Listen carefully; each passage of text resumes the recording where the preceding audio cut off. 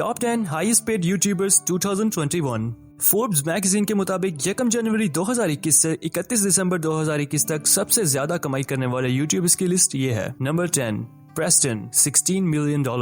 Number 9 Logan Paul $18 million. Number 8 dude perfect $20 million. Number 7 Ryan Kaji $27 million. Number 6 Like Nastya $28 million. Number 5 Unspeakable $28.5 million. Number 4 Rhett Link $30 million. Number 3 Markiplier $38 million. Number 2 Jack Paul $45 million.